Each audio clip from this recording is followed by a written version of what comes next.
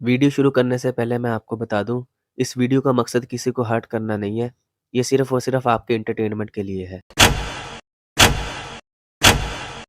जब मीरब ये तस्वीरें जलाने लगी होती है तो आसपास माचिस को ढूंढना शुरू कर देती है।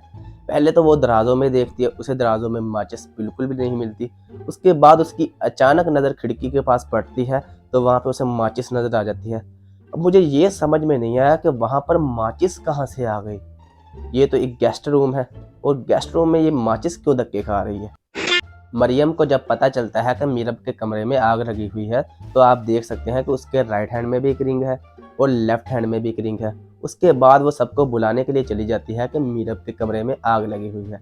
जब वो नीचे जाती है तो उसे उसके आगे चच्चा और शाहनवाज मिलते हैं। तो वो उनको कहती है कि मीरब के कमरे में आग लगी हुई है। तो वो सब उस कमरे की तरफ चल देते हैं और उसके बाद आप देख सकते हैं कि मरियम के राइट हैंड से भी रिंग गायब हो जाती है और लेफ्ट हैंड से भी रिंग गायब हो जाती है। मतलब कि ये रास्ते में अपनी रिंग्स उतारना शुरू हो गई थी। मीरा भी यहाँ सब घर वालों को कहती है कि मैं घर छोड़ के जा रही हूँ और आप देख सकते हैं कि यहाँ पर मुर्तसिम मौजूद नहीं है। और जब मीरब घर से बाहर निकलती है तो अचानक आगे से मुर्तसिम आ जाता है और मीरब का हाथ पकड़ के कहता है कि तुम घर को छोड़ के नहीं जा सकती। अरे मुर्तसिम भैया, क्या आपको कहीं भी इल्म हो गया कि मीरब जो है वो घर छोड़ के जा रही है? आप तो वहाँ पर मौजूद ही नहीं थे, तो आपको कैसे पता चला कि मीरब घर छोड़ के जा रही है? जब मीरब कहती है मैं घर छोड़ के जा रही हूँ तो आप देख सकते हैं कि उसके राइट हैंड में कोई भी रिंग मौजूद नहीं है। लेकिन जैसे ही वो घर से बाहर निकलती है तो आप देख सकते हैं कि उसके राइट हैंड में रिंग आ जाती है सन फिंगर में। उसने सोचा भैया घर तो छोड़ना ही है तो थोड़ा बन सवर के ही छोड़ा जाए, इसलिए उसने अपने राइट हैंड में जो वो रिंग डाल ली। शाबाश! शाहनवाज यानी कि मीरब का सौतेला बाप जब मीरब को आग से बचा रहा होता है तो उसने अपने हैंड में ये वाली घड़ी पहनी होती है। जब वो मीरब को आग से बचाकर बाहर सोफे पर बैठाता है तो आप देख सकते हैं कि उसकी घड़ी ही चेंज हो जाती है।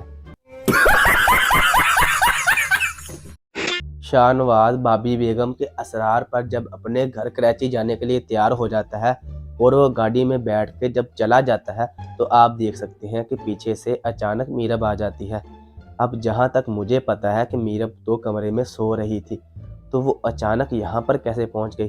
चलो मान लेते हैं कि वो उठ गई थी और उसे पता चल चुका था कि उसका बाप जा रहा है, तो उसे दिखाते हैं कि वो चीखती चिल्लाती हुई आ रही है कि उसका बाप जा रहा है।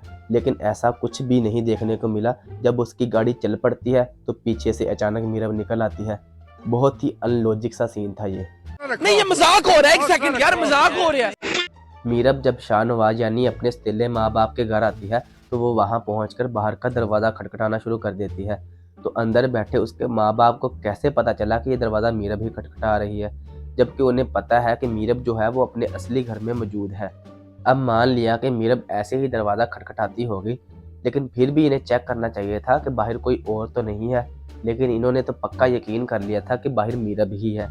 उसके बाद तो इन्हें पता चल ही जाता है जब अनवर खान फ़ोन करके कहता है अगर मीरब आए तो उसे वापस भेज देना।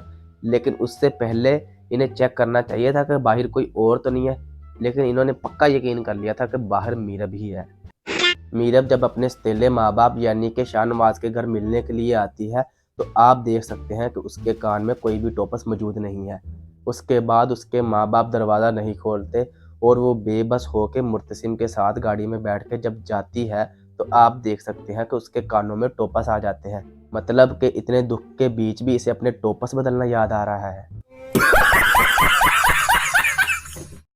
मीरब जब इस दरगाह पे अल्लाह मियाँ से दुआ मांग रही होती है और दुआ मांगने के बाद जब वो नीचे जाती है तो आगे से ये बाबा जी आ जाते हैं और मीरब को आके कहना शुरू कर देते हैं कि अल्लाह मियाँ ने तुम्हारी दुआ कबूल कर ली है।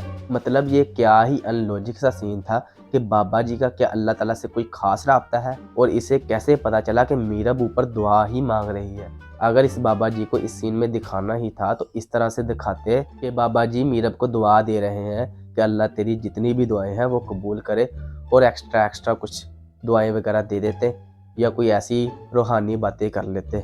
लेकिन बाबा तो यहाँ पर अल्लाह का पैगाम ही सुनाना शुरू कर देते हैं कि अल्लाह ने तेरी दुआ कबूल कर ली है।